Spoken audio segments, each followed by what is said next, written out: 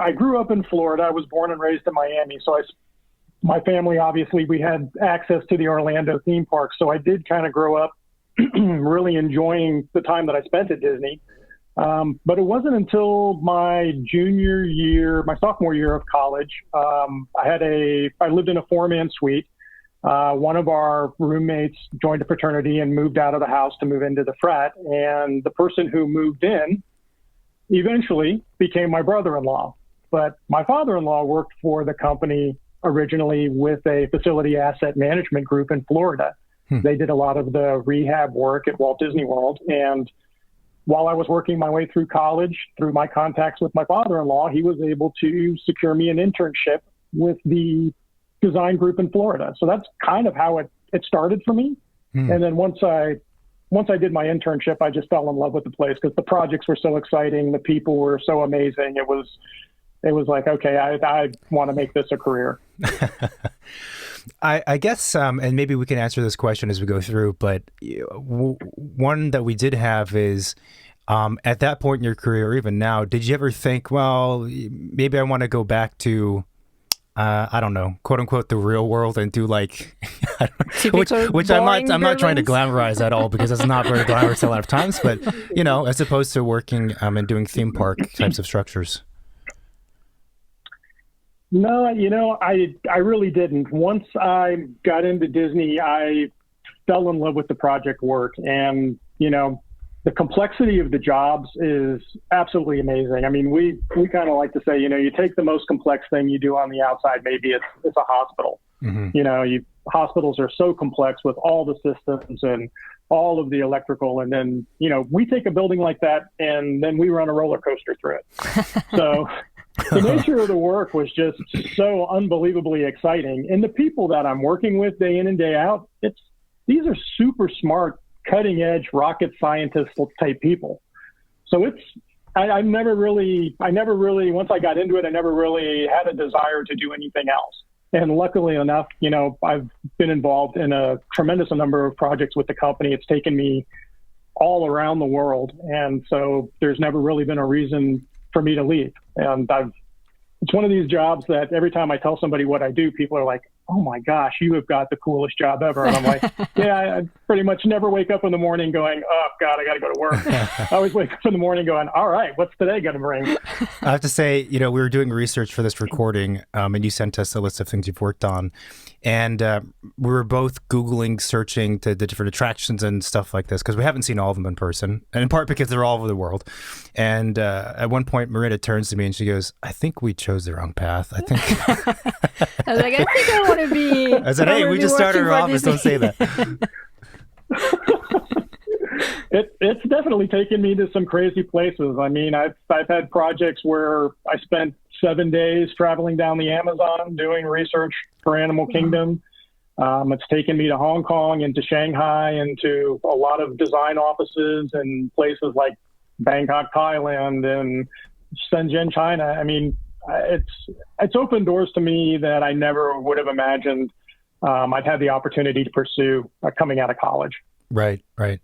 So you have your Bachelor's of Architecture, Bachelor of Design and Architecture from University of Florida. You have a Master's from there as well. And then pretty much right afterwards, you started at Disney, right? Yeah. It happened kind of during the internship period, and then you rolled right into it.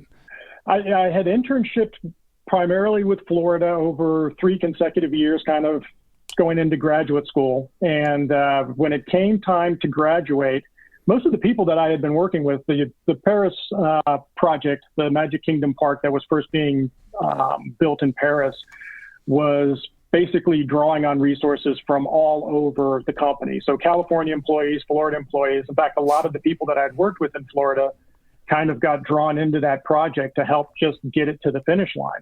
And when they got repatriated back to the United States, they came back as California employees. So a lot of the people that I had worked with in Florida were now California based. So through my network of friends, they kind of hooked me up with an interview with the director of architecture at the time at Imagineering in Glendale. I flew out between presenting my thesis and graduating. And then I was waiting for the call back. And the Walt Disney Company is notorious for kind of taking their time. So, I mean, like 6 or 8 weeks had gone by and I thought, okay, I'm going to have to go out and really, get a real job at a real architecture firm. And they called out of the blue on a Monday morning and were like, can you be here Friday? I'm like, I live in Miami. I guess if I throw everything in the car and start driving now, maybe I can be there by Friday. But yeah, that's it. It all happened in the course of 8 weeks between graduation and presenting the thesis. Wow. Wait, so did you drive across country or did you end up flying? I did. Oh, really? I did. I loaded up the car and just started driving. Oh, man. And that's when I realized how big a state Texas really is. Yeah, kind of huge, right? It's like a quarter of their length. Yeah. And then you've been in essentially Southern California since that time. I've been in Southern California since that time. There's been a couple of project relocations that have taken me back to Florida. A lot of business trips that had taken me to both Hong Kong and Shanghai throughout the durations of those projects. I mean, for one point on Shanghai, I was traveling, spending 3 weeks in Shanghai, 3 weeks back home. Oh, and of wow. course, that's almost exactly a 12-hour difference. Yeah. Over the course of like a year and a half, I was doing that routine. So Wow. Okay. it can grind on you a little bit, but I've filled up my share of passport books, that's for sure. That's awesome. So actually, it might be good to kind of give us a summary of like the structure of WDI or Walt Disney Imagineering, like what that is for the uninitiated. Who's in it, what people make it up, and what do they do? So the term Imagineering, Walt had referenced the phrase, but it existed prior to Walt. And it's really kind of a blending of engineering, technology, art. We are the design arm, the design, production, delivery arm of the Walt Disney Company. And we are involved in the production of basically everything you see, what we call inside the berm in the theme park, whether it's merchandise facilities, restaurant facilities, attractions. We're involved in the design of the resort hotels. We're involved in the design of the cruise ships. We're in design of basically anything that's on any of our properties anywhere around the world. And so at this point in time, we have 12 different full-fledged theme parks in 6 resort locations located around the world: Paris, Hong Kong, Shanghai, Tokyo, California, and Florida. So you're an architect, obviously, but you're also technically an Imagineer. Is that the case? Correct. Everybody, Imagineering, all of us who are involved in the design, and there's well over 100 disciplines that we have in-house. Everything from acousticians to ride engineers to show set designers to show producers to Gotcha. Interior designers. All of the major disciplines that you would think of in the outside world exist under our roof, and we all fall under the blanket of Imagineering, on Imagineers. Gotcha. Okay. So I was wondering, what was your first significant project at Disney? Was it the Tower of Terror? It was the Tower of Terror and Sunset Boulevard. Well, those 2 projects were actually part of a much larger plan to expand Studio Tour originally. At the end of the day, that project didn't go forward in its entirety, but Tower of Terror and Sunset did survive. And so that was, that was 1993, 94, 1990 to 94. Mm-hmm. I was fresh out of school, hadn't set foot on a construction site ever in my life. And it was my first project. And at the time, the other big thing that was being looked at in the office was a second gate for Paris, which also didn't go forward. But a lot of people who had worked on the Florida project kind of went over and started to work on that second gate project.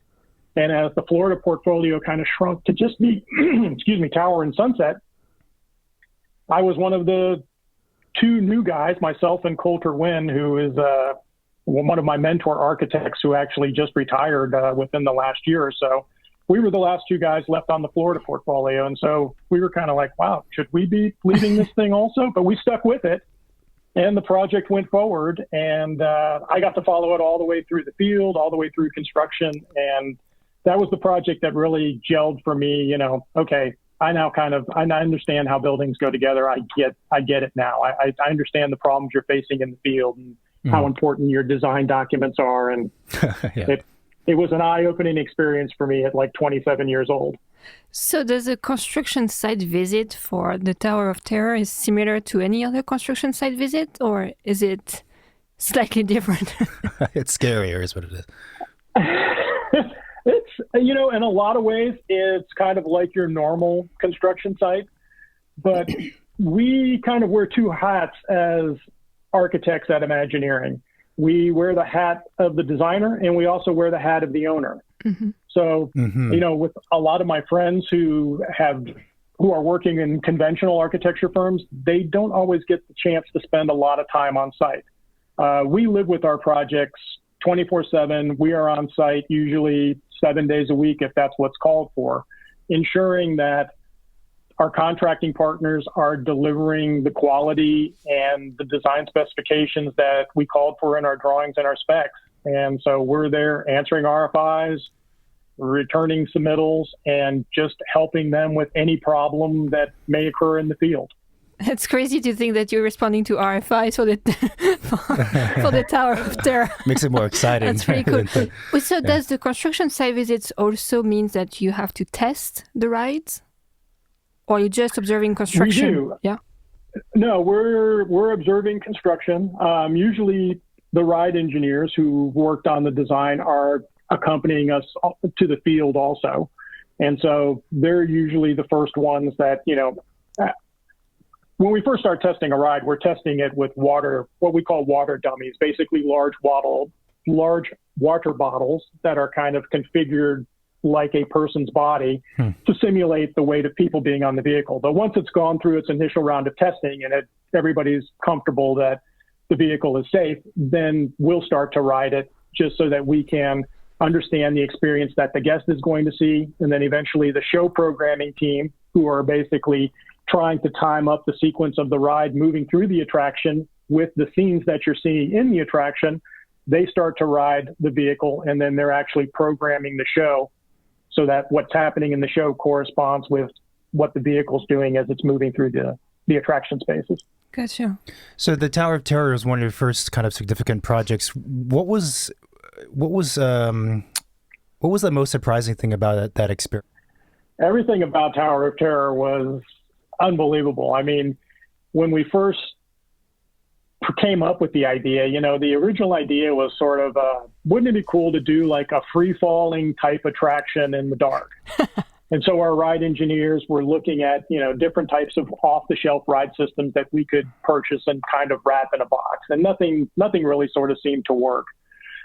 And then we were saying, well, maybe we look at some kind of a coaster type, you know, we were thinking it was going to be a 2 or 3 seated attraction that would have an overhead roller coaster type bogey system. But after you did the drop and you kind of were going down to a run out, the ride engineers were really struggling with the braking mechanisms and keeping the vehicle for basically wanting to do a flip over itself as it was braking and decelerating.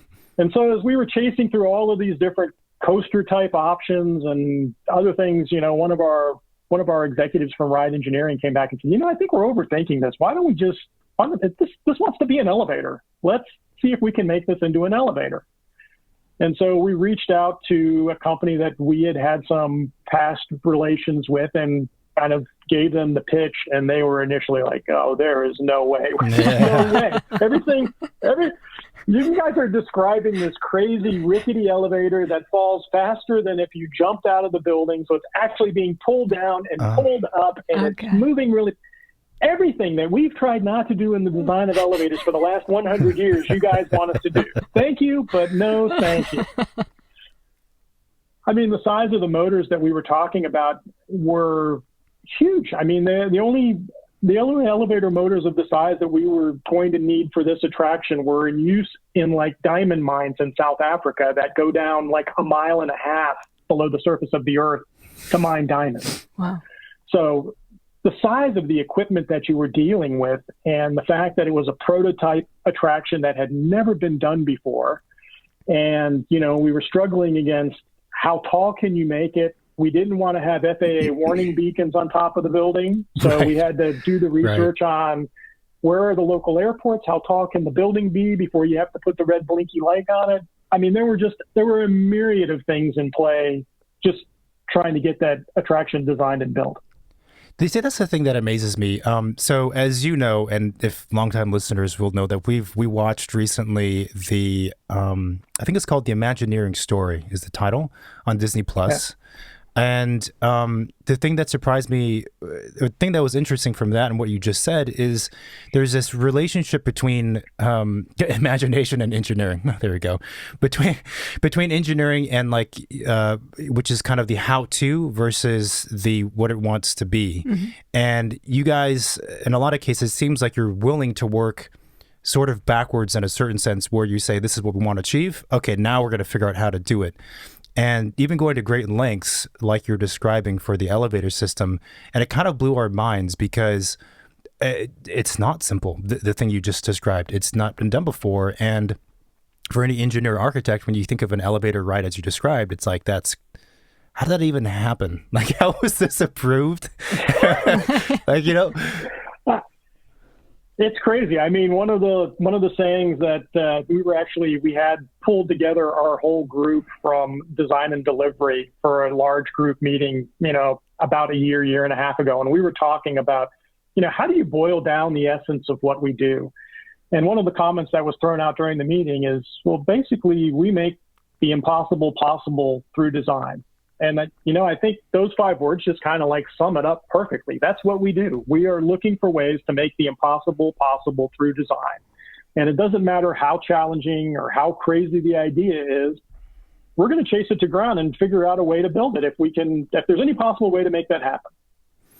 And I think that's kind of interesting because, as you know, going through architecture school, the idea of storytelling is really big within our profession in academia and studies, right? And the storytelling, Absolutely. The story, the narrative leads, the design leads these things. But in a lot of cases in the real world normal construction, it's difficult because you do have constraints. You guys have constraints too, but there's a lot of other factors at play that make other things become the driving force behind a project rather than simply, okay, let's ask ourselves, what does it actually want to be? And then we're just going to do that.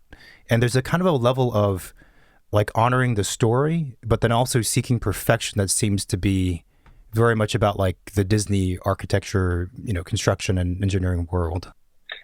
Yeah, everything that we do is about immersive storytelling. And, you know, Coulter Wynn, kind of one of my mentors, you know, he and we joined the company at the same time when Tower of Terror was in its infancy. And Coulter always liked to recount this story that John Hench told. And it's really kind of become the foundation. John was one of Walt's kind of 9 old men going back to the early days of the design of the original parks at Disneyland. And John would always talk about Walt's 4 guiding principles for immersive storytelling. He's like, you know, the first thing that you do, think about when you're traveling somewhere else in the world. It's like, you know, you're coming across the countryside and it's just rolling trees. And then all of a sudden there's an icon out there on the horizon. Could be a tall building, could be a church steeple. There's some sign that civilization is coming up out there. So, and that for us is kind of the weenie. That's akin to, you know, the castle at the end of Main Street. It kind of draws you down Main Street and takes you to the castle. Where for Star Wars Galaxy's Edge behind me, it's, you know, these tall petrified tree spires. You can see them from across the park and it gives you some clue that, hey, there's something different going on over there. Let's go check it out. You know, number 2, as you grow closer and closer, you're now coming into the city. And before long, you find yourself on the city street. It could be a main street. It could be an African village. You know, it could be a dirt path. It could be a cobblestone road. The sense of scale of the space is starting to come together. You know, how tall are the buildings? What does the street furniture look like? What are the amenities? That's sort of step 2 for us. The third step is now you've kind of found your way to a particular facade. You know, there's lights on the second floor that kind of allude to some sort of what's going on up there. There's smells, there's sounds, there's a particular scale. Every single detail is reinforcing what the story's all about. That for us is locking the shot. And then the fourth step is when you kind of like suspended the disbelief. At this point, you're like up, you're grabbing the brass knocker on the door, and you've now been transported to another place and time. that's what it's all about for us. It's immersive storytelling. And for us, it doesn't matter what the intellectual property is that we're talking about. There's a consistency to the way we design. We're always thinking about how do you draw the guest in? How do you set them up with a sense of place? How do you deliver them all the way through to the finished details that allows them to suspend their disbelief and immerse themselves in the story? That's fantastic. I'm teaching right now an urban design architecture course to some 4th year students, and I think I might just play that clip back for them. I was just going to say, in class. Yeah, you should be teaching to architecture students, because there is a lot to learn and kind of hold on to and remember when you're practicing architecture. And I feel like this kind of storytelling and dream of what the thing could be gets lost very easily on the day-to-day types of projects. Absolutely. And then for us, by nature, we're kind of control freaks as architects. We want to control everything. So, I mean, even for like the project that's on the screen behind me with Star Wars Galaxy's Edge, there was a big debate within our group of, we're going to have this Millennium Falcon prop out there. How do we tip our hand to that right away, or do we let it become a point of discovery? And some people were saying, no, I mean, everybody's coming, you got to have that up front and center. And we were like, hey, you know what? People are going to seek it out. People are going to find it. And so we decided to let the petrified tall spires of these ancient trees on the planet of Batuu be the draw in, and let the Millennium Falcon sit nestled in this docking bay that's kind of around the corner. And it's so cool because every time I'm down at the park, I will stand outside of the Cantina building and I will watch people come around the corner. And when they kind of get the reveal of, oh my gosh, that is the Millennium Falcon right there. Watching their face and just seeing this look of awe come over them, it was unbelievable. I mean, even for some of the people that we were working with at Lucasfilm, they said, every time we've seen this thing on a movie set, it's never been a whole Millennium Falcon. It's, the front end of the mandibles, it's the back end of the ship, and it's supported up by a lot of basically scaffolding that's painted green so that we can green screen it out. We've never actually seen one physically standing there in its entirety. And so that was really cool to even see people from Lucasfilm blown away with the work that we had done as a team on the Millennium Falcon Smuggler's Run project. Right. That's an interesting point. I mean, you guys are really somewhere between real life and then movies and a certain cinematic, stories in a certain sense. Absolutely. It's setting the scene and creating that immersion. That's what's key to everything we do. It occurred to me when you were talking about the 4 points and the Star Wars bit just now that there's like, if you're the architect or the designer and you're involved, there's really no letting off of the gas pedal in terms of attention to detail. Like to do what you're talking about, that coherency, the cohesiveness, like that, I mean, like every single thing has to be thought about, which is got to be difficult, but also maybe perhaps because you are an architect is kind of like fun because a lot of times in like a projects we do, we don't have that, ability. Well, and like I said earlier, all of us at Imagineering are wearing 2 hats. We're wearing the hat of whatever design discipline we represent, and we're wearing the hat of the owner. Right. So we have multiple stakeholders. After we walk away from this project, our partners in operations have to maintain this attraction for how long? Is it 50 years? Is it 75 years? How long does, Star Wars remain a thing where you're like, would you ever bulldoze that and put another attraction in its place? I mean, a lot of attractions at Disneyland have come and gone, but we have no idea what the longevity of some of these projects were going to be. So we're designing for hugely long lifespans. And you've got millions of people that are moving through these buildings every single day. And so our materials and finishes have to be super robust. They've got to be darn near bulletproof because there's just a ton of traffic coming through. And then how do you simply maintain all of these things? There's all the same problems you have on regular buildings. How do I get to the roof drains? How do I maintain the air handlers? How do you actually maintain the lights and all of these small little niches and light boxes that are scattered throughout this attraction? We look at all of that stuff. we'll do 3D modeling where we actually bring in high reach lifts and prove to the operations team, this is how you can park the lift in this location and get to all of these elements. So there's a lot of rigor that goes into just the nuts and bolts of maintaining these buildings throughout the longevity of their life, along with creating these super cool designs that, you see when you're in the park.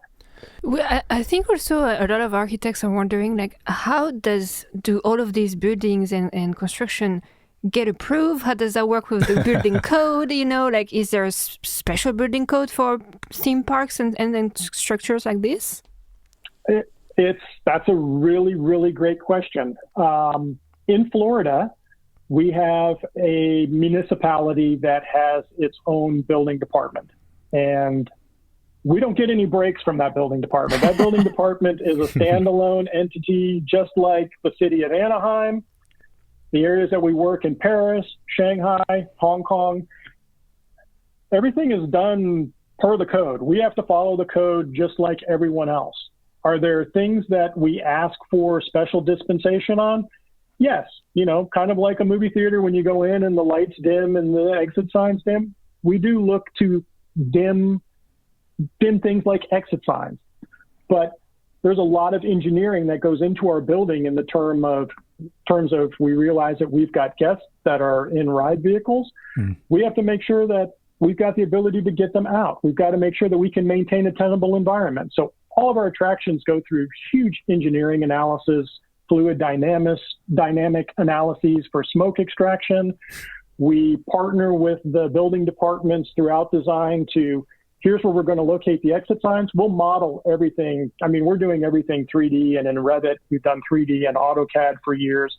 We'll actually fly the building department through our 3D models, and we'll show them what we're contemplating as designs. We'll bring the fire department in, and we'll actually show them, here's where we're planning on locating the exit signs. Notice if you stand here and here within this scene, within this attraction, these are where the exit signs are. When they come up to full brightness, this is where they're going to be. You can clearly see your 2 ways out. We do all of that stuff ahead of time, because for us, the worst thing is if we have to do some sort of a retrofit to catch something that was missed. Mm-hmm. We don't want a fire marshal to walk into our building and go, boy, you know what? I need one more exit sign over there. And now we've got to run new conduit through a scene that's already show ready and try to drop in an exit sign to appease a condition that was missed in design. So we engage with the building departments around the world really early. I mean, once we're kind of conceptually at the point where it's like, okay, this project has got legs and it's going to take off, we bring the building officials in right away and start to have the initial conversations with them. How are we approaching the building? How are we getting emergency vehicle access to and around the building? How are we going to evacuate guests from the building? All those conversations are had very early on and very upfront with all of the jurisdictions. And it was interesting too, because when you go into, Hong Kong and Shanghai, these are new notions for those types of building officials. They've never run into these sorts of requirements or these sorts of needs before. They haven't put roller coasters through buildings. So we've actually partnered with them and actually brought building officials from those jurisdictions to the U.S. and allowed them to talk with the building officials in California, in Florida, and just don't take it from us. These are the local officials. Ask them the questions and they'll tell you how things work and how things run. So it's a very interesting partnership that we've had with all the jurisdictions in which we work, and the people in those jurisdictions have been great, and it's been a mutually beneficial experience bringing them in early and getting their input early. You guys are hardcore. It's funny. Your description. You gotta be. I mean, you see what they do. Yeah, I know. You gotta be hardcore. But it's funny, your description of that part of the process. It's. I was thinking like that's almost the right way to do it. Yeah. It's just that in a lot of construction projects, so you don't get a chance, or a lot of people might not have the frankly, the dedication to do it, or the budget, or whatever. But your description of it, it's like, well, if you were to do it right, that's what you would do. You would do that. You would fly people over from different countries and stuff.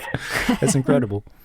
It was interesting. When I first sat down on the Shanghai project, I didn't realize it. I had assumed that the building officials were part of the city municipality. So I'm like expecting to be working with a city worker. And the gentleman that comes in is wearing army fatigues. And I realized, oh, this guy is a colonel in the Chinese army. And so at that point in time where we were doing the initial framework for building in Shanghai, I had to do the upfront negotiations of, the areas that were a little different and weren't really addressed in Shanghai building codes with somebody who was basically a representative from the military. So I was like, okay, this is interesting. But we spent 8 to 10 hours one day, just he and I talking and going over the needs and what we saw as important things that we were going to need some help on. And over the course of, a year and a half or 2 years, we eventually found our way to a mutually agreed upon area that worked for everyone.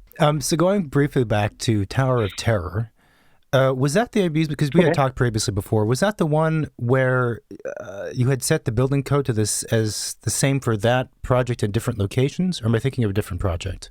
Actually, no, it was, if you're thinking of the design once, build twice, that was actually the Star Wars Galaxy's Edge project. Oh, that's okay. My mistake. So it was, Star Wars Galaxy's Edge exists both in Disney Studios in Florida, Disney's Hollywood Studios in Florida, and at Disneyland in California.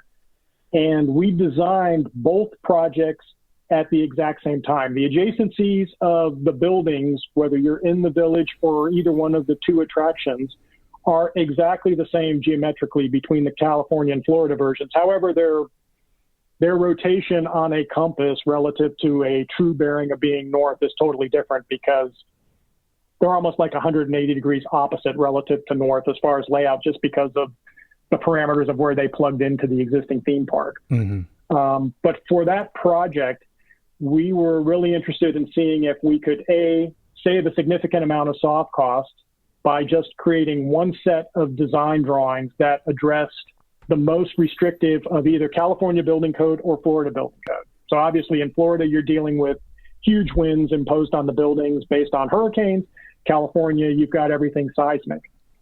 And the notion that the company was really going after was, all of these show set scenes that plug in and become the visual dressing of the show itself within the facility box, we would like to be able to buy 2 of those and have them plug in to each facility, whether it's the facility in Florida or its companion facility in California. We want one interior space that is basically identical so that we can buy 2 of everything and just plug it in and go. So for us, it was a lot of, okay, let's find out where are the breaks, where are the differences between the 2 codes, and then work with the building officials to figure out, is there leeway here in leveraging the Florida building code versus the Reedy Creek code? The Reedy Creek code has some nuances in it that are a little different than California code. So in a couple of cases, we drew parallels to the Florida building code, which the inspectors in the Reedy Creek Improvement District accepted. And we were able to basically adjust the design to, hey, if seismic is driving the steel size here, we're going to follow that one. If Florida's wind loads are driving a steel size here, we'll follow that one. If there's a little more interstitial space in the walls between the 2 buildings that could be a little more efficient, we're going to ignore that so that we can keep the interior perimeter walls of the show spaces exactly the same between the 2 facilities. Right. And allow the show team to basically buy 2 of everything and then just plug their stuff in and go. Lucky for them, man. It was really interesting. It made their lives easier. I think the soft cost, the team that did the research for code, that must have been not easy. It was pretty challenging because there were some significant differences between the Florida codes, especially when it came to egress travel distances. Their travel distances weren't allowing the same travel distances we had in California. So we were really kind of jumping through hoops to make sure that, okay, Florida is going to govern the day as far as travel distance, and California will just have spare capacity. So going back, so you did Tower of Terror, and then one of the next things you worked on, which you kind of briefly mentioned, was for Disney's Animal Kingdom, which is a really remarkable theme park. And then you mentioned that you did research that involved you visiting the Amazon. Is that right? We did. We took a trip down the Amazon. It was a 7-day trip, just looking at different species, looking at sustainable, basically sustainable woods that were in the Amazon. Looking at different species of frogs, crickets, whatever. It was one of those trips that it was like, okay, this is going to be a little different. We checked into a hotel in Manaus and boarded a 25-foot boat and took off down the Amazon. And at the bottom of our travel authorization, it usually says, have a magical day or have a wonderful day or something. And mine said, this is a non-luxury experience. And I was like, okay, this is going to be interesting. Well, we basically lived, ate, and slept on this 25-foot boat, strung up with hammocks through 100-degree heat, monsoon rains. It was 7 days between a shower and a hotel room as we made this journey down the Amazon, trying to basically support Animal Kingdom's development. And it was a wild experience. I've never had anything like it before, but it was very cool. The other thing that was neat about that project is I had the opportunity to work on a number of the animal containment facilities. We had partnered with some zookeepers from the company had hired zoo experts and keepers from around the world. And we partnered with a specialty zoo architect that all they do is design animal enclosures for different zoos. And so working with them and, basically having developed a newfound respect for the power that some of these animals exhibit and the amazing things that they can do. I just remember one of the architects I was working with said, we're going to design this containment to keep these animals safe and keep them housed, over the course of the next year. They're going to spend the rest of their lives figuring out a way to get out. Right. So it was interesting. I think, you visiting the Amazon gets to another question, which is how much research takes place to get to these projects to what they look like? Tremendous amount. For us, we have our own internal library at Imagineering. It's called the Information Resource Center. They've got books on any possible subject you can think of all around the world. We'll scour the internet. We'll research till the cows come home, basically. But we send people on planes. When we were designing the village area of Star Wars Galaxy's Edge, people were being sent to Marrakesh to, walk through spice markets and get a feel for what this architecture feels like. When we're designing the Shanghai Castle, people are traveling throughout Europe, experiencing castles. When you're designing Sleeping Beauty's castle for Paris, it's like, how do you design a castle for a Magic Kingdom where you're surrounded by real castles all over the place? What direction do you go? In that case, we kind of went in a fantasy tangent. But Animal Kingdom, we did extensive research on animals and safaris and just traveled. Our teams traveled the world looking for inspiration and, taking photographs of everything, not just animals, but when you walk through Africa Village, you take a look at some of the architecture there, and we've got, grasses growing out of the top of what look like 500-year-old walls. Well, places like that really exist in parts of Africa. And so our team was bringing back detailed photographs of all of these amazing places that we went to in search of research to create that immersive environment we were talking about earlier. In terms of construction, I was wondering with those types of buildings, in particular the ones that are more sculptural, let's say, how are they made? Like, what is this stuff like? Okay, for example, the thing that's over your, I guess, left or right shoulder, is their construction actually, the exterior, much different from a typical building? Like, what is that material? The base wall assemblies are pretty much like you would see anywhere else. I mean, we typically, a lot, today we've kind of, as a company, have tried to migrate away from the use of woods. Anything that has the potential to rot, become a maintenance nightmare, or just that we don't need. Getting back to the point of looking at more robust finishes, we rely on a lot of fiberglass.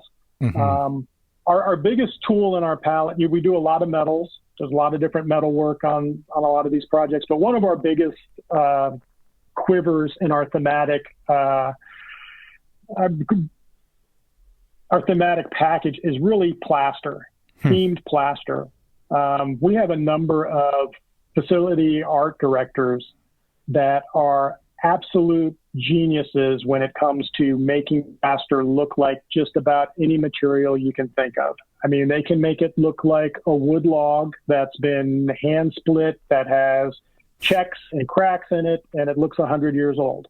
You can make a building that looks like brick that's been covered in plaster, and the plaster has fallen off, and re-expose the brick again, and it looks like it's 300 or 400 years old. The big towers that you see in the background that are the petrified trees, that's rock work. We've developed a methodology for building rock work, which is actually really ingenious. We call it chips and tabs. Basically, we create kind of like a potato chip, a 6 foot by 6 foot or a 7 foot by 7 foot reinforcing bar chip. Basically, you've got bars running about 6 to 8 inches in either direction. And a bar bending machine takes a sculptural form out of a 3D model. This shape probably starts as a foam carve in our model shop. Eventually, we build that foam carve up to about a 1/2 inch scale. And then we will scan that foam carving of a physical model in high definition detail, bring that shape into a software package, and essentially do an offset for the thickness of plaster that the facility art directors think we're going to need in order to get the detail and the relief that we want into whatever strata of rock we're trying to represent. And then we will set a lath plane and a rebar plane, and whatever shape you get as you cut through that 3D model at whatever depth we're saying the plaster thickness we expect to use is going to be, it basically sends out individual slices at 6 or 8 inches on center and sends that profile to a rebar bending machine that will automatically take a straight rebar, bend it to the shape that's necessary, tag it with an RFID tag, and then bundle it so that we will know that here are all of the basically vertical bars and all of the horizontal bars that make up this 6 foot by 6 foot chip. And then we have outrigging pieces of steel that are usually steel channels that basically allow those chips to be welded in place at the corners, and then they stick out past the face of the plaster work the amount that you would expect scaffolding to sit. So we basically put scaffold planks beyond the face of the plaster, sticking out 2 or 3 feet, so that the structure for the actual tower that you're seeing not only serves to hold the lath and the rebar in the plaster, but it actually serves as the scaffold. And as we start to basically buy off the plaster after the plaster and paint have gone on, we'll torch off those sections of steel that's stuck outside of the skin and served as support for the scaffold planks, and then patch the holes and basically drop the structural scaffolding as we buy off the rock work, and we have a finished product at the end of the day. It's an amazing technology that we developed internally. That's so cool. Why don't we do buildings like this? I don't know. Why don't we have more fun stuff like this, like out, Buildings are so boring. It's very interesting. Well, the real beauty of it is it frees up all of the work on the ground, because the structure is supporting the scaffold, and then you're cutting it away as you bring the quote unquote scaffold down. You don't have any scaffold legs down at the base of the building. So that leaves the base of the building completely free for, underground utilities and planting and hardscape paving and everything that comes up and, kisses up against these structures. That's really incredible. So I was wondering, how much does, the development of technology over the years kind of change how you guys are working on those buildings? I think that's a good example, right? Oh, absolutely.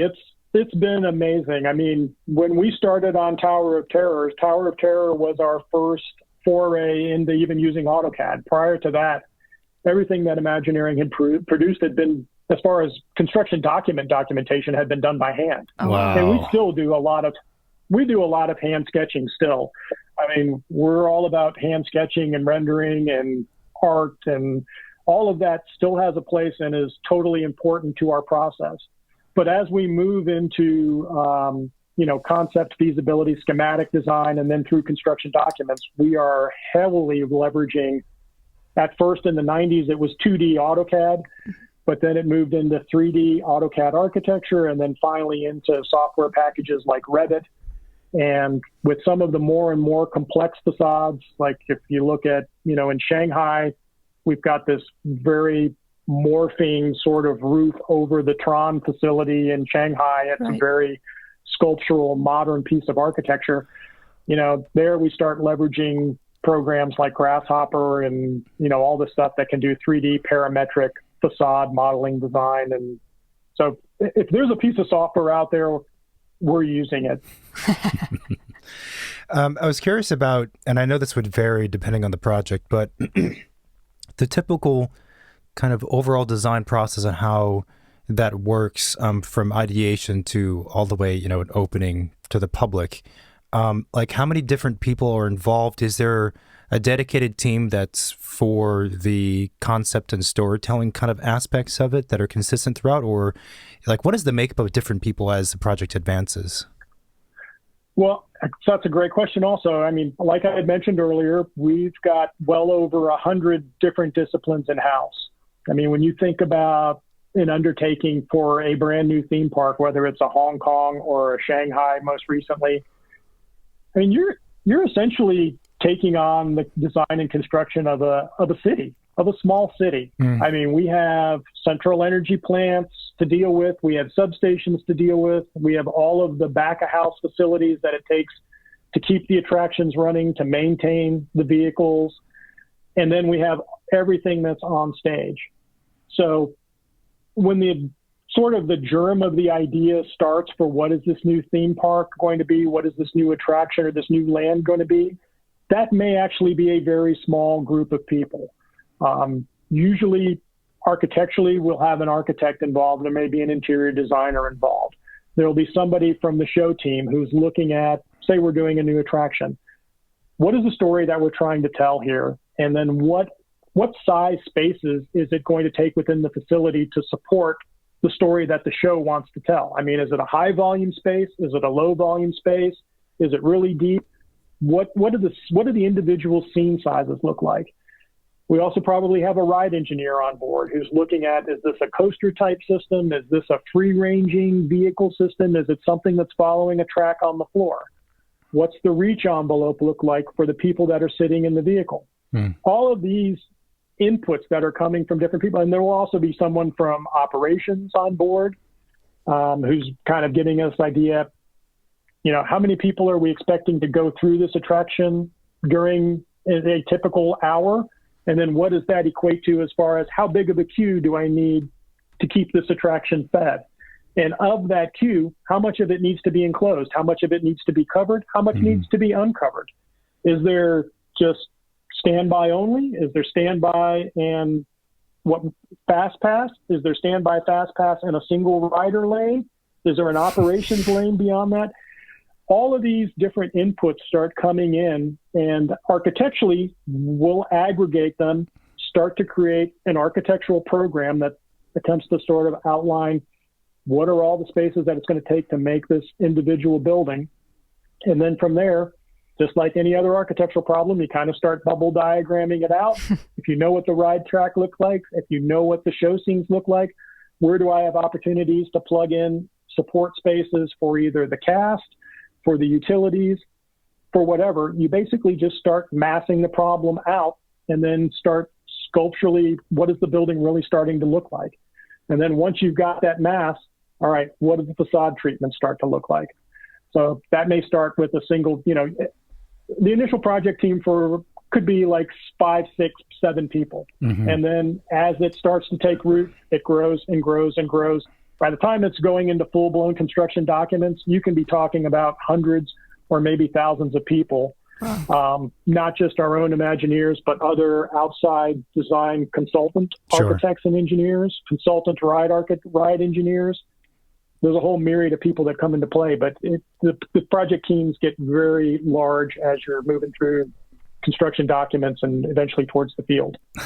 What is the duration of such a process? Like, let's say for the Star Wars behind you, like how long did that take from beginning to end?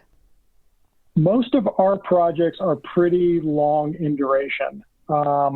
Generally speaking, projects usually run about 5 years for us, basically from blue sky concept all the way through construction administration, closeout, and handover to our operations partners. Some can take longer than that. There are some projects that will start in blue sky and maybe not have the funding or the need. At some point, the idea will get put on the shelf. It'll get dusted off years later. Another team works on it. The blue sky period kind of has the greatest degree of flex, I guess. But once the project really kind of gets through the initial hurdles and management decides that this is something that they want to fund to go into one of the parks, that's when things really kind of take off. But generally speaking, almost every major project that I've been on, whether it's a single attraction or a whole land or even a whole theme park, serious time during design, probably 5 to 6 years. There's a lot of, something like Shanghai, there's a lot of front end entitlement type work that can take many, many more years prior to you really starting to get serious about design to put into place. But design, generally 5 to 6 years. Wow. You mentioned that there might be an initial team that's about half a dozen people or so, right?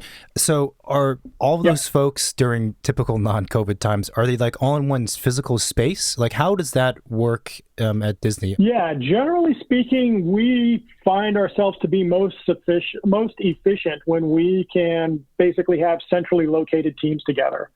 So as teams start to build in size, generally we've got a number of buildings on our Glendale campus.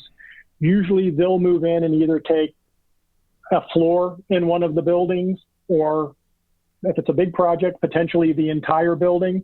But we tend to want to cohabitate the architects, the engineers, the interior designers, everybody who's contributing to the project team in one building, so that you've got very easy access to go talk to one another. So yeah, for us, cohabitating in one building really works well, because you've got everybody under one roof. Right. So there was the Disney's Animal Kingdom, and then you've done, as I said before, a number of other things. The one that stood out on the list was the Radiator Springs, because I'm a fan of cars, attraction at California Disney. What is the process like when you're having to, and this would apply to obviously the Star Wars project as well, what is it like when you're kind of like adapting, I guess you're adapting essentially a movie in both cases, right? Into something that's real life, but has to meet code, but also like what am I trying to say? Well, obviously in Cars and Star Wars it's fictional, right? But there's a story, there's an essence there, but then what is it like to translate that essence into an actual space and have it be convincing and feel like, hardcore fans expect it to feel like? Great question. It's, we've got a lot of partners within the company, whether it's Lucasfilm or in the case of Cars Land, it's Pixar, that we collaborate with. Pixar, as they're doing their animation, they've got 3D models that they've generated of all their characters. So if we need to utilize a certain character's design within a portion of our attraction, we will reach out to Pixar and see if they've got digital assets that they can allow us to use and become the starting point for, a real mater, let's say, inside Radiator Springs as part of the attraction, or a real Lightning McQueen. So they're great partners. They're also, they're protective of their work too. They're very concerned about their intellectual property and making sure that if their intellectual property is showing up in one of our designs, that it looks legit, that it's straight up is not in any way diminishing the work that they've done. And so they're respectful of our work. We're respectful of their work. Radiator Springs Racers was really interesting. You know, it was kind of pushed down towards the south end of the park, and it was one of the areas that was a little problematic for us from the standpoint, you know, we're all about trying to create this immersive environment. But on the south side of the park down there are power lines that are, you know, right at about 100 feet tall that are running right down the main boulevard. And that was one of the things that we were really concerned about, is having the visual intrusion of seeing these power lines kind of looming over the land and not wanting to have that outside world bleed into this fantasy, immersive Cars environment.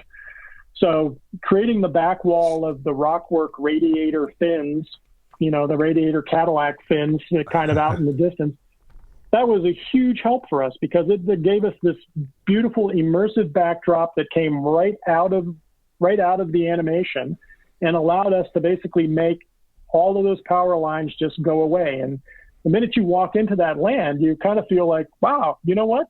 I'm in the story. And that's exactly what we're shooting for.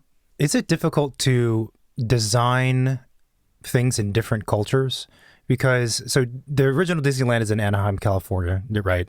And people might not know this, but as you'd mentioned, you guys have theme parks like all across the world: Hong Kong, Shanghai, Tokyo, I don't know, Paris, you know. But you were I won't get the title right. Let's see, for Shanghai Disney, you were the overall theme park project architect, which is quite a title responsibility for an entire theme park. But you know, it's a Disneyland, it's a resort, it's a theme park. But Shanghai is a very, very different culture. What is that like? What are the challenges with that? There are many. It's a lot of research. It kind of goes back to research and knowing your guest, having some insight into the culture that you're going to be doing business with. You know, I mean, one of the things that was really interesting on that project, as an internal debate within the design team, was food. Mm. Like, what do you really want to see in the Shanghai market?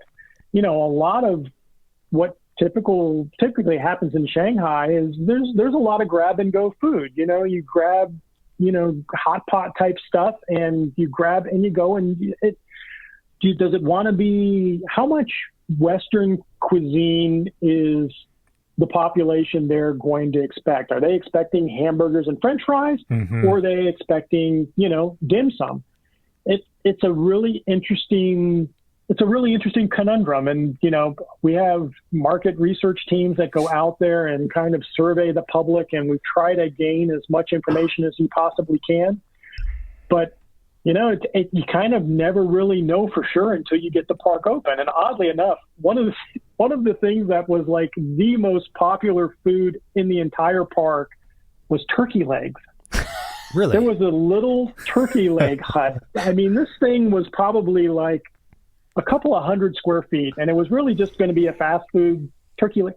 People were waiting in line for like 3 hours to get turkey legs. You need a fast pass for the turkey legs. I don't think anybody would have ever suspected that turkey legs would be as popular as they were, but it was one of the things that was just like a huge hit there. The Tokyo flavored popcorns and chocolate on Main Street, huge culinary, just passionate loves of the local people. So it's interesting. We try to do a lot of research. You know, going into Shanghai, it was totally new for us. We had never worked with any of the design professionals there, and you know, statutorily, you have to work with what are called local design institutes. There are these huge mega companies that they employ like 3,000 to 5,000 architects and engineers, and they're doing these mega projects all over the world. You know, we didn't have any experience in that environment. So it was kind of reaching out to other companies that we have partnerships with who maybe are in that, or doing business in that local area or building in that local area, and just finding out what their experiences are, who they worked with. Eventually, we kind of found our way around to the design entities that we wanted to work with, but we were also very concerned about, how many eggs do you put in one basket? Right. We kind of organize ourselves internally. We'll put an entire theme park like Shanghai. We'll try to fit it into one building, but even within that building, we'll organize our teams around lands. So Tomorrowland will have a group of people that are working thematically within the architecture that is Tomorrowland, or Treasure Cove will have a bunch of people who are working with sort of that thematic aesthetic look. So we'll organize ourselves around lands. Same thing when it comes to the local design institutes. We were thinking, boy, if one of these firms is not able to deliver, we don't want to have too many eggs in one basket. So we ended up going out and basically bidding our design work, because statutorily they had to be the architects and engineers of records to sign and seal in China. We basically went out on a land basis and found an individual local design institute that would partner with us on the development of each one of our lands. So very, very interesting. Was that the first? And of course, Go ahead. Oh, I'm sorry. I was going to say, in fact, for us, it was coming up to speed. Just going into Asia, it's a whole different style of construction than we're used to here in the U.S. I mean, it's a lot of concrete, some steel, but they really prefer to work in concrete.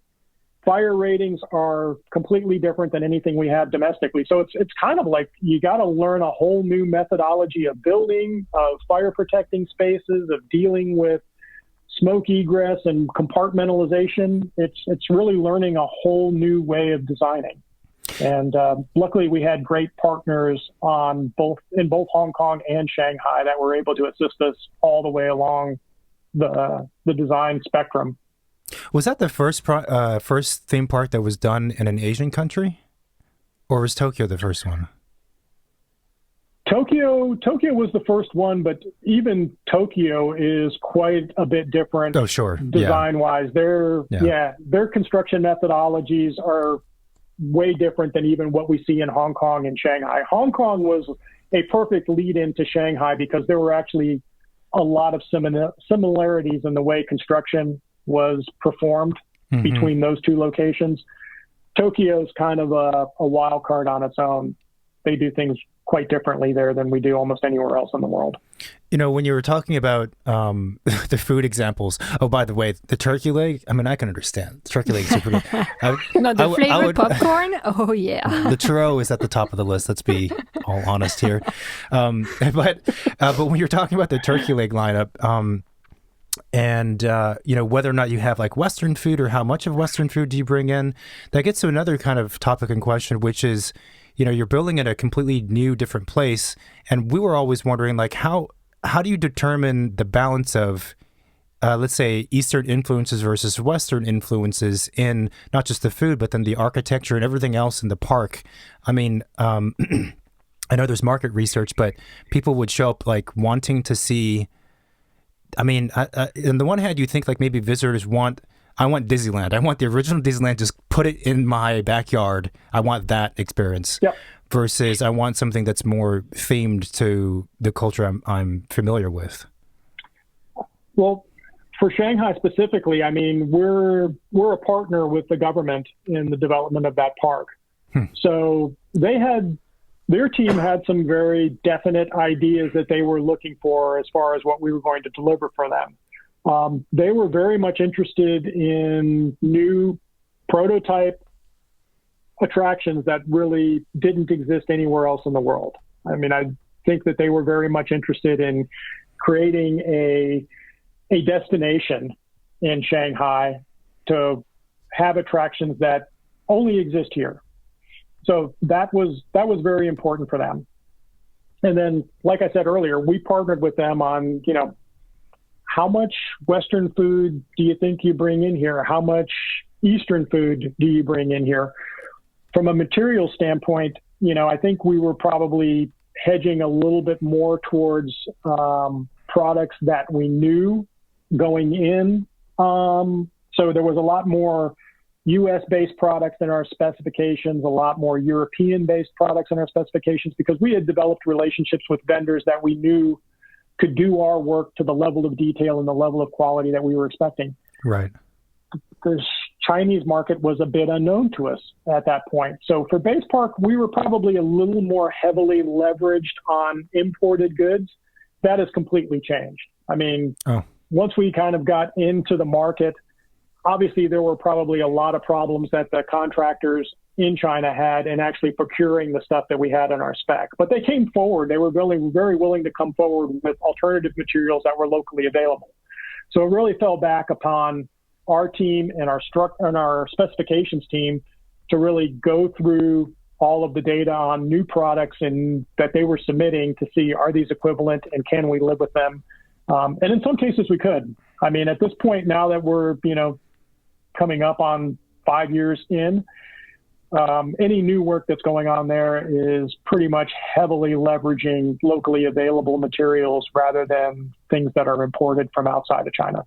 Gotcha. And it's opened us up to a whole new variety of vendors, which has been beneficial not only for the Shanghai park, but also for use in Hong Kong. In terms of design, is it difficult to, when you're drawing up or designing a structure that is drawing on Asian influences, is it difficult to create something that is, how do I put this, like honoring those influences sincerely from a visitor's perspective, as opposed to being, let's say, at worst like a cheap copy or something pastiche and not quite?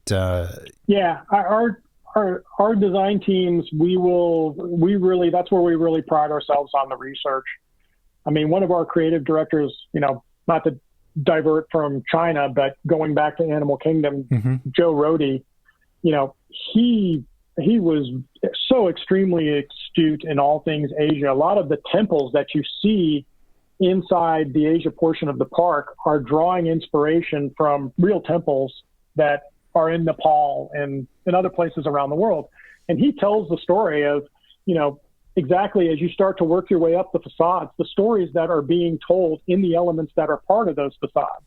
And so we try to really stay as true as we can to ensuring that what we're bringing forward tells a story in the same way that it would have if you were looking at a temple in one of these lands. So we do try to really make sure that we aren't mixing things culturally or using patterns that maybe conflict with what would have authentically been found in whatever area of the world we're trying to regionally represent. It's an interesting problem to, really stay astute on and not let slip through your fingertips, because sometimes if you're not really watching all those details, they can start to wander, and all of a sudden you're getting other weird kind of geometric influences that wouldn't make sense if you were actually in those lands looking at the architecture that was there. Right, especially as you're going through the process, and as obviously, things have to morph and change and adapt, as is the nature of design and construction, and keeping tabs on everything. I mean, in a certain sense, it's similar to what a lot of architects would have to... This problem is common for a lot of architects who do buildings in different countries at different places, but being that it's Disneyland and Disney, you're very much more in the public's eye than the average building, and every corner is going to be like critiqued by somebody for sure. Especially when you're dealing with intellectual properties like, the Star Wars stuff behind me. I mean, there are super fans that know the nuances of every little detail. And it's like, man, if you drop the ball anywhere along the line there, you are guaranteed that you're going to hear about it on some blog. Hey, look, if you get like 99% of it right, that's pretty good, So when you go visit the rides and the buildings you worked on, are you like the typical architect? Are you like criticizing your work all the time? Like, I could have done some better job here, or like, I wish this was different. Yeah, as architects, we are so hard on ourselves. But yes, actually, I see every little nuance of every little thing that didn't go in completely right in the field. That thing is just a little bit off. I never really got that nailed down. Yeah, it drives me absolutely insane. And it does every single person that I work with. We all have our stories of oh man, I remember working on this project and this thing, and every time I walk in the park, it's the first thing that I see. But the reality is that I think in particular with the things that you're creating, like no one's going to notice except for that one blogger and that one blog. But outside of them, no one's going to notice with all the other crazy things happening. I was wondering, what was the biggest challenge looking back with the Shanghai Disney project? Oh, yeah. The biggest challenge with Shanghai Disney.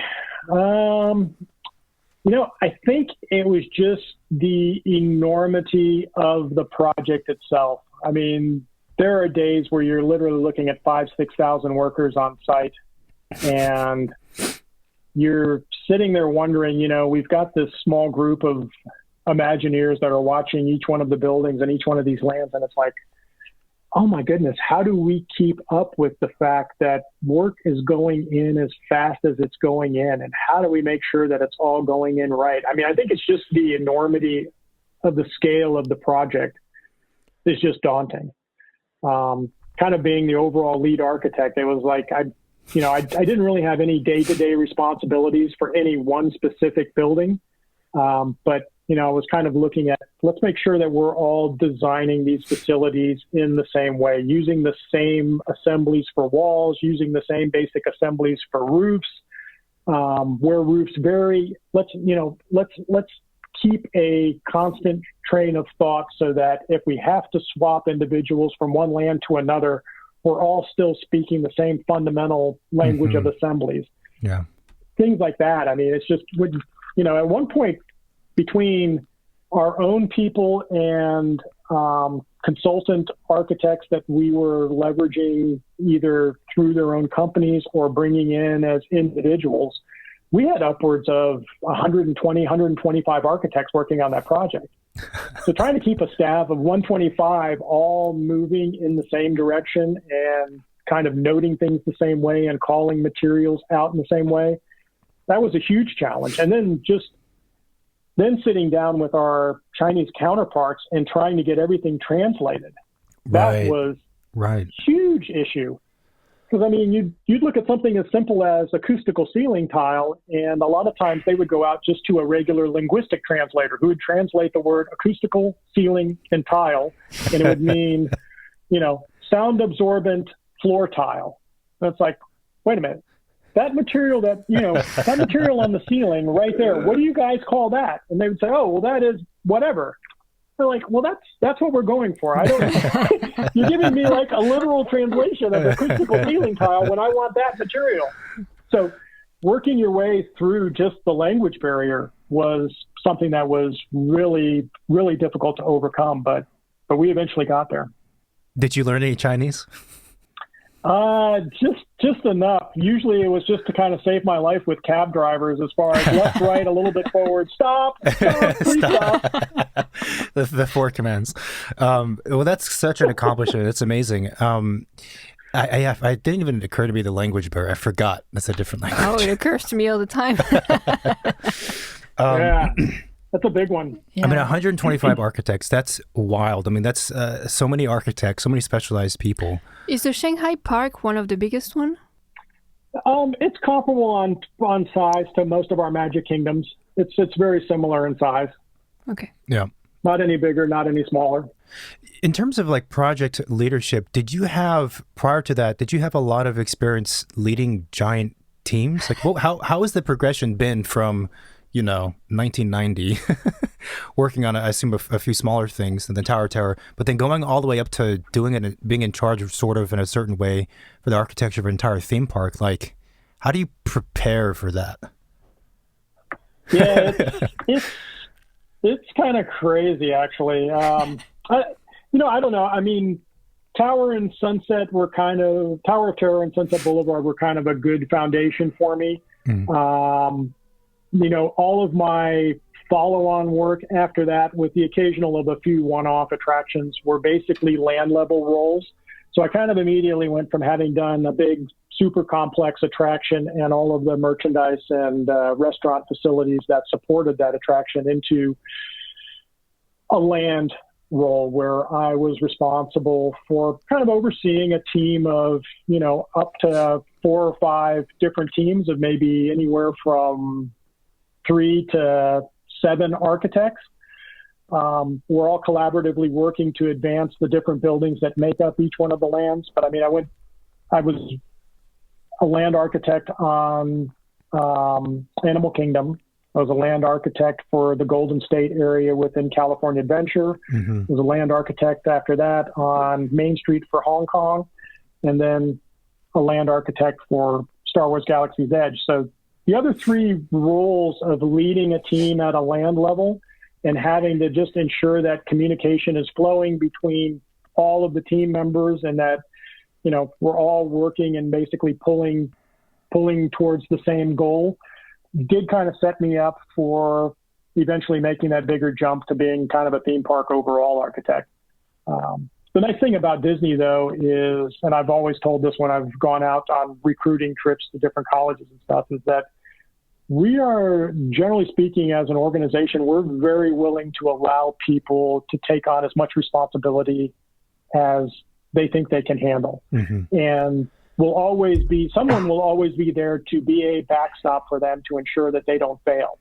Mm-hmm. So, you know, if you come in as a young designer and you say, boy, you know what, I really want to take a stab at designing this or that, people are generally going to go, oh, okay, go for it.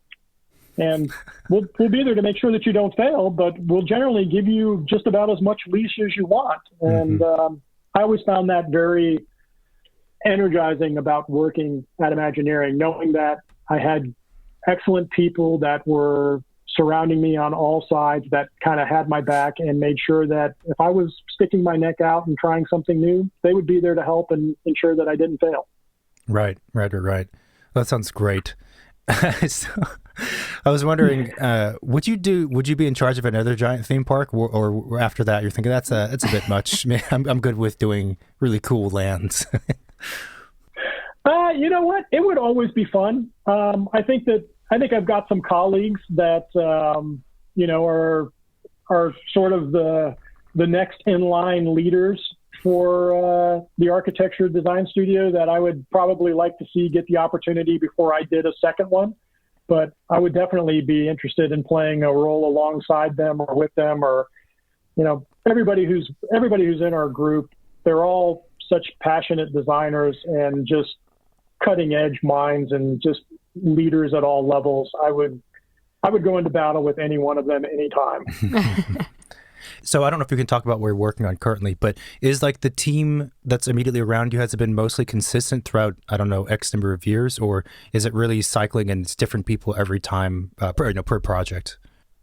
Generally speaking, we like to try to keep our core staff within Imagineering constant. Mm-hmm. We'll bring in outside consultant help and design partners. We'll leverage outside design firms to help us when we start to see really big spikes in work.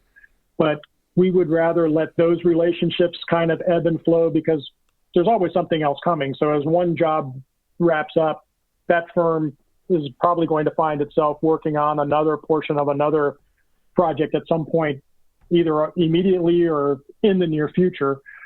So our goal has been to try to let the outside labor kind of come and go and try to keep our core group static. But that's not always the case. And I mean, with this downturn in the economy that we just had, and, you know, the fact that Disneyland was closed for just over 400 days. It's a long time. We've been through some rough times, and we did have some reductions. Right. Sure. Just recently. So not fun. Super sad to see talented people move on, but it's part of the job, I guess. Yeah. Being a project-based company. Yeah. And hopefully things return sort of to normal sooner than later. I mean, at least in California, things are taking a turn, it seems like. Yeah, we're doing pretty good. We're doing pretty good, it seems like. We are. It was excellent. I'm watching a project that's in the field right now. So we were up doing a roof inspection the day that Disneyland opened, and it was great hearing guests down in the Toontown area of the park riding one of the coasters there and just screaming and having a great time. So I was like, oh, it's so refreshing to actually see people in the park again. So after Shanghai, the next thing that you hit, I think right afterwards, was the Star Wars. Is it? I guess it's considered Star Wars Land. Yes, it's a land edition. How exciting was it when it was announced, or when you realized like it was going to be actually happening? Because I feel like the news or speculation was out there for quite some time that this would happen eventually at Disneyland. But then when it was like happening for real, and you were going to be running the architecture of it, I mean, that's wild, right? It was such a cool project to be a part of. I mean, don't get me wrong, I like Star Wars. There are some people on our project team that way outshine me in their knowledge of the genre and just even the toys that they have in their office. I mean, there's lightsabers everywhere. There's Lego models of Death Stars everywhere. It was a wild project team to be a part of. But it was a super, super fun project, just knowing that you were going to have the ability to collaborate with the people at Lucasfilm. And it was such a unique project from the standpoint that, as we were developing this project, we were struggling for a planet that had the ability to have trees, had the ability to have shade. I mean, when you think about right. a lot of the planets that were big players in the previous, they're either like desert planets, or Hoth is an ice planet. And it's like, right. we need a planet that's kind of like semi-tropical, because we're not going to actually get, indoor rainforests growing everywhere. And then, so Batu kind of became this new planet that was created for us. So while we were developing the theme park, we were starting to drive story within the Lucas iconology. And as our buildings started to take shape and started to mass, we were passing our 3D models off to the folks at Lucas, who were engaging Pinewood Studios. They are the group that does a lot of the detailed look rendering for the sets in the movies.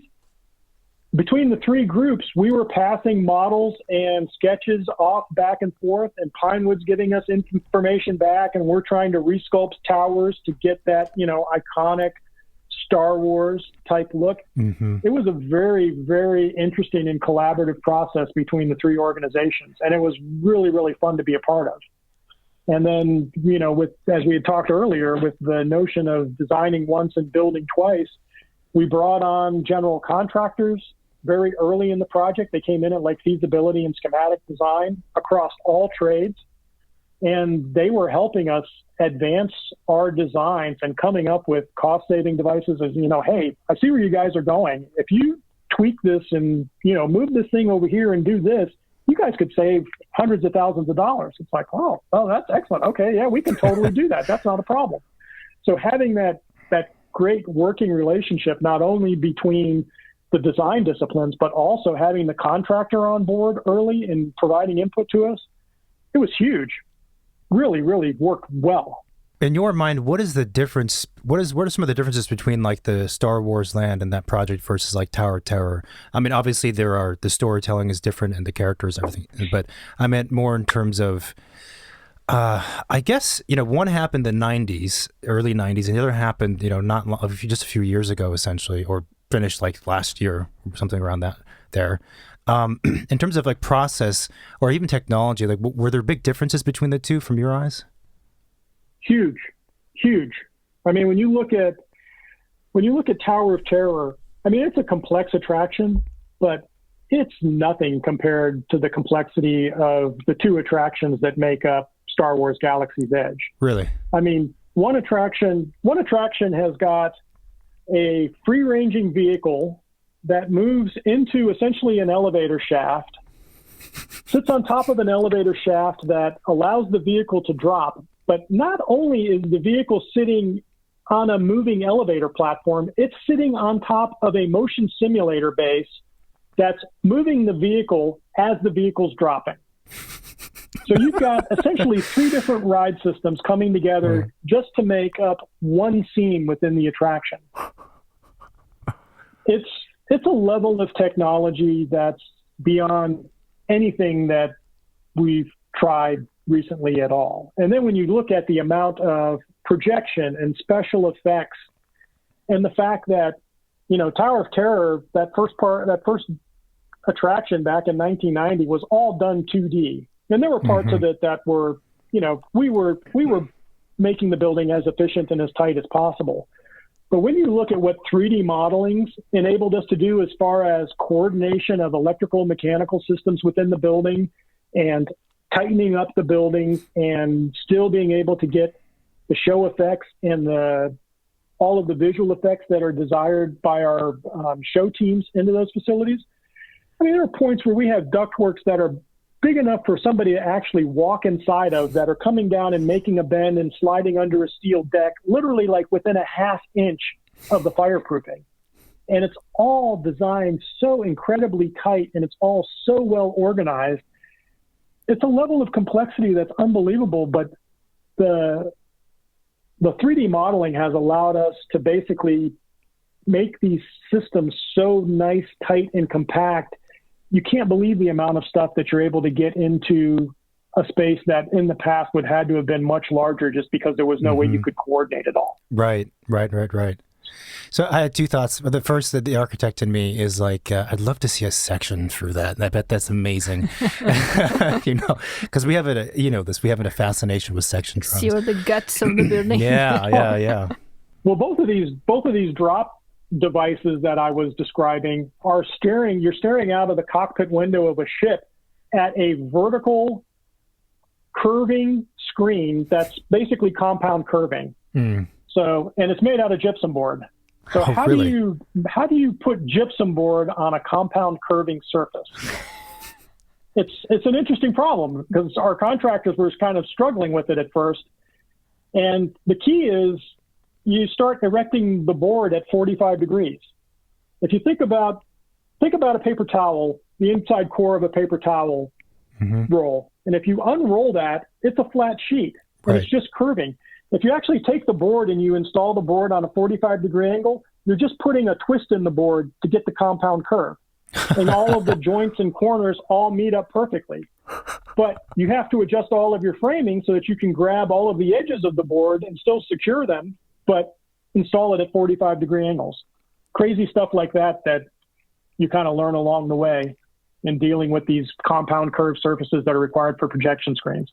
That's incredible. That's nuts. I was also wondering, so a couple years, 2-3 years ago at this point, we visited another theme park. We won't mention the name.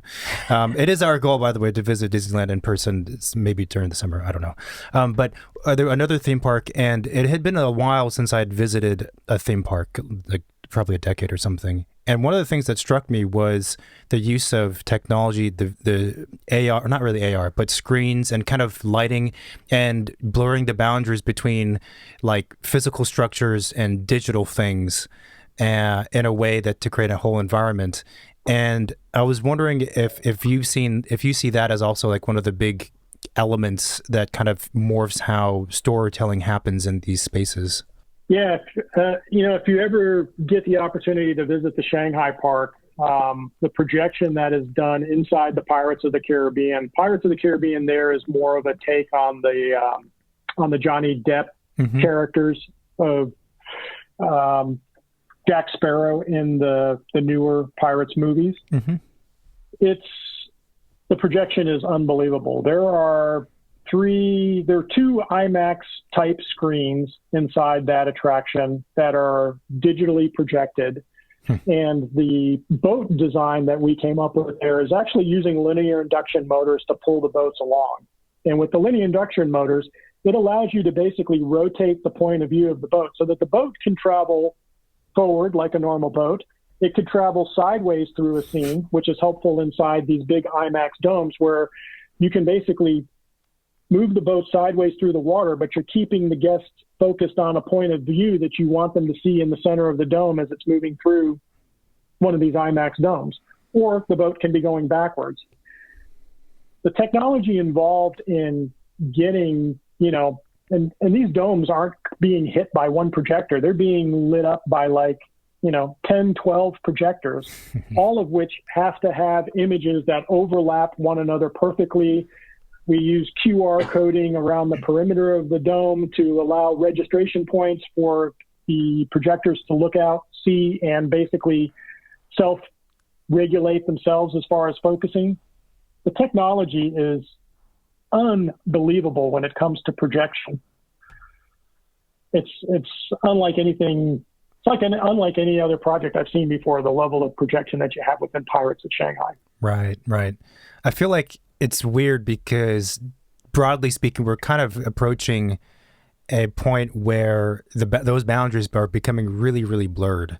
I mean, like, and from a user's experience perspective, it's like, I guess they wouldn't care. I mean, we would care how it's created because that's how we think. But for, they wouldn't care. And for them, it's like, well, I don't know how this is made, but I see it and it looks just as convincing and whatever else as much as a physical thing that I can touch. Yeah, I mean, there's a point at which you're traveling under the sea, basically going down to the graveyard of wrecked ships.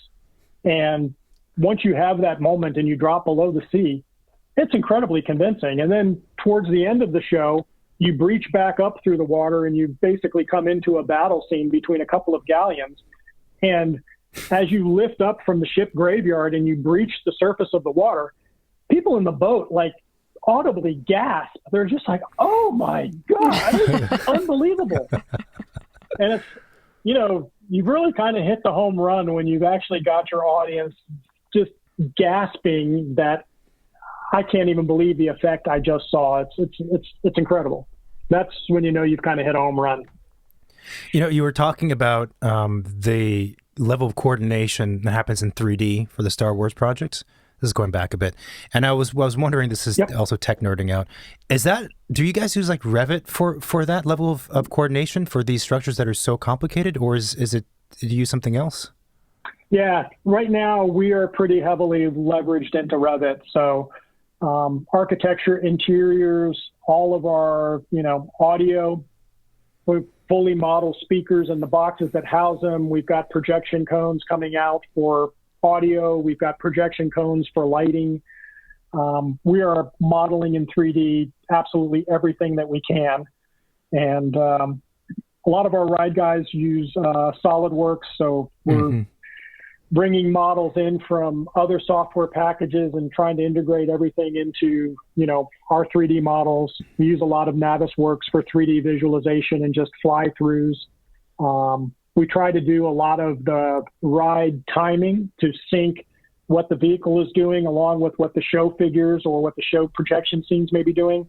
We try to do a lot of that work up front if we can, using the visualization tools and the 3D software that we can. Of course, there's still work that you have to do once you get to the field. But we are pushing the digital edge as much as we possibly can to do work sooner, earlier, and faster so that we can increase the turnover time to our operations partners and basically get the product out in front of the guests as quickly as possible. What was the hardest part of the Star Wars land? The hardest part? That's a good one.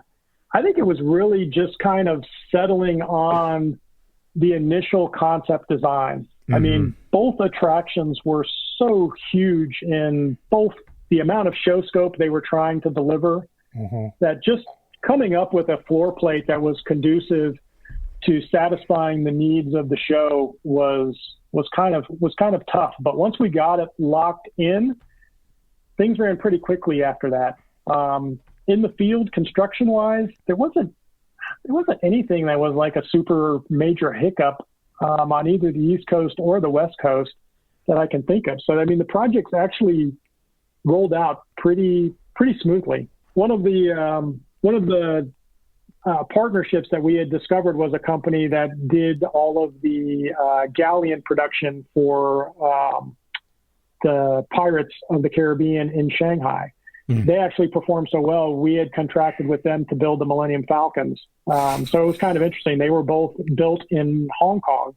Really? And they would give us video flyovers using drones of the assembly. They basically assembled each of the Falcons on site at their warehouse and then broke them down and shipped them to either Florida or California. But it was surreal seeing two Millennium Falcons in this drone flyby as we were going through design. That's wild, man. A couple of kind of light-hearted questions. What's your favorite Disney character? Favorite Disney character? I love The Incredibles. I think Mr. Incredible is super cool. So if we're going Pixar, I'm going The Incredibles. If we're going classic Disney character, I'm thinking probably Goofy. I don't know, just lovable guy, just kind of stumbling through life. Is there one project that you've worked on at Disney that stands out as being, your favorite? I don't know. I think I fell in love with my first project. I think I've loved Tower of Terror. I think it's such a cool cutting edge attraction. When we did the California version of it, I was approached by Chris Carradine. Chris was a master planner in our organization for a number of years, and he came up with this idea. It's like, the problem with the existing Tower of Terror is that you've got all these lift shafts and drop shafts. He goes, wouldn't it be cool if we could do it all with one shaft? I'm like, what do you got in mind? And so he throws this sketch out on the table where he just cut a section generically through the building. He goes, what if we, had a load unload area where you could have one vehicle loading at one floor, another vehicle in the shaft, and when it was done with its show, it came out on the second floor, and the first vehicle went into the shaft. So you're basically using one shaft all the time, but you're loading at two different points in the building, and you're just backing a vehicle in and out of the shaft. You do everything in one shaft. I'm like, oh, that's genius. He goes, you think you could lay out a 3D model of this? And having just come off the original project, I'm like, yeah, let me take a stab at it. So he and I worked together over the course of a month and a half, 2 months, and just kind of quickly knocked out some sketches and 3D massing for the building. He's like, yeah, that's it. And so turned it over to another group of architects on the team, and they just ran it forward. And it's just been fun coming up with, the original Tower of Terror, and then helping take it to the next level and improve it and make it even more efficient. To me, it was a super cool project. So I'm kind of a tower guy. Is that one of the biggest differences, from your view, between being an architect at Disney versus an architect not at Disney? Is the ability to kind of dream up, sketch out something, which frankly, again, for a lot of engineers, architects, you'd be like, you would think of it, then you would dismiss it almost immediately because it's like, yeah, well, I'm not going to be able to do that. Like, don't talk crazy. We don't have time for this. Is that the biggest difference, that there's the impossible is actually something that you spend time on and is quite possible, I guess? Yeah, that whole statement we had mentioned earlier, making the impossible possible through design. That's sort of our mantra. That's what we're charged with doing. So it is interesting. I mean, occasionally you'll get the sketch that kind of crosses your desk where somebody's like, yeah, I've got this great vision for this monster thing. And it's like, there's not a column anywhere in that. I don't know how we do that, but we'll try to figure out a way. Right. It's that sort of thing. It's, the thing that's really kept me fascinated with the work is the fact that it's never the same thing twice. It's like you're not rolling out some cookie cutter design here, there, everywhere. Every project's new. Every project's different. Even when we quote unquote lift, which is kind of a dirty word, it's like when you try to take a project and drop it onto another site and not change anything, it never really happens in the real world. But every design project is brand new. Every one of them is super exciting. Every one of them comes with these crazy, complex problems to solve, but every one of them also comes with this band of crazy, super smart, cutting-edge Imagineers that are the leaders in their field. And it's such an honor to get to work with them to solve these problems day in and day out. It's what makes the job fun. It makes the job worth getting up for every morning and being excited about, just knowing that it's going to be a new day. I wonder what's waiting for us, and we'll figure out how to solve it. Oh, that's great. I've been waiting my whole life for teleportation to happen, and I am truly hoping that Disney's Imagineers are working on it. So boom, there you go. That's one. So, you tell me everything's possible, and I love that. So please let me know when teleportation is available. I haven't sat on those planes for 15 hours flying between LA and Shanghai. I'm with you. I'm ready for teleportation. Right? I think the jump from a no-column building to teleportation is pretty significant. I don't think so. Okay. Well, if you can solve no columns, you can probably solve teleportation. Probably. Final question for me was back of house versus front of house, or front of house meaning like the stuff that the guests see. Yeah. How much back of house stuff is there compared to the things that guests see? Is it like a 50-50? Is it like the majority of the space and the guts? That's that even more than what people see? It kind of depends on the project. We usually don't build a whole lot. We usually don't build more back of house than we absolutely programmatically need to support whatever our operation partners say is required for them to manage and operate the attraction efficiently. We do have opportunities like in Star Wars Galaxy's Edge, the Alcatraz building. One of the things that Disneyland has always been short on has been office space on property. And so the way the building configuration laid out, the ride maintenance space supporting the building is quite large and on one end of the building. And, just through economies of scale in creating, because the front facade of that building is really a big rockwork facade. You don't actually see technically a themed building per se at that attraction. It gave us the opportunity to, hey, if we just kind of square off the backside of this building, we could slip 2 floor plates worth of offices in here that, is 2 or 3 column bays wide. It's, could be upwards of 40, 50, 70 people per floor. Would that be something you'd like to see? And so we were able to basically give the park some more office space that wasn't directly tied functionally to running the attraction, but lives in the attraction. Gotcha. So it's, it varies by building, depending on size. Stock rooms are generally, probably about 50, 60% of the floor space that's out in the onstage area. We just kind of work through it on a case-by-case basis with our partners. It's what do you guys think you need?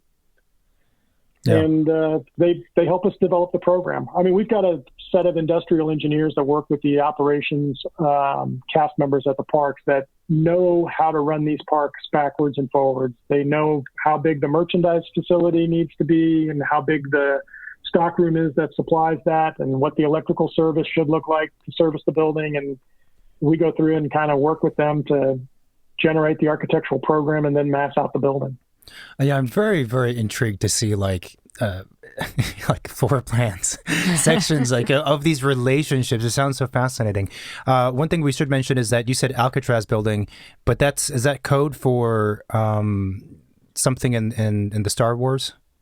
I did. That was Rise of the Resistance. Gotcha. I got to say, this was incredible. I know we asked like a bunch of different questions, and we were all over the map, but everything that you said just kind of sprung to mind of random things. Are you guys taking application at the moment? Or? Hey, you work at this office. Well, you never know. But I imagine you guys get a fair amount of architects and other design and creatives, applying to work pretty often. Yeah, I mean, we do a lot of reach out through the collegiate internship programs. So there's a number of, between Cal Poly Pomona, we've got a number of architects that have come from there. We've got architects from USC. We've got architects that have come from all over the country. And we actively recruit through, some of the smaller universities, historically Black colleges. We're active on those campuses. A lot of the architects that are within the company right now, they're active alumni with their past schools. So we'll go back for recruiting days, and we're all over the place. We're all over the country recruiting and bringing in new talent. That's awesome. Well, Mike, thanks again. This has been incredible. Thanks. Thank you both. It was wonderful. Thank you so much. What a great time. Thank you again to Mike for coming on the show, and thanks to you guys for listening. It really means a lot to us. We hope that you enjoyed this episode. If you like what we're doing, if you liked this episode, then show your support by leaving a review in the Apple Podcast app. And you can also find us on Spotify and on YouTube. We are also on all of the social media platforms such as Facebook, Twitter, and Instagram. We have also a hotline that you can text or call and leave a voicemail. The number is 213-222-6950. You have any questions, any guest suggestions, any stories you want to share, anyone you want to help out, feel free to reach out. I'm pretty excited about that interview. I'm now excited to go to Disneyland now. I'm more interested to get a tour of Disneyland with Mike, to be honest. Yeah, it's pretty amazing. So anyway, thanks again for listening. We really appreciate it, and we will talk to you again next week or sooner. Bye. Bye-bye.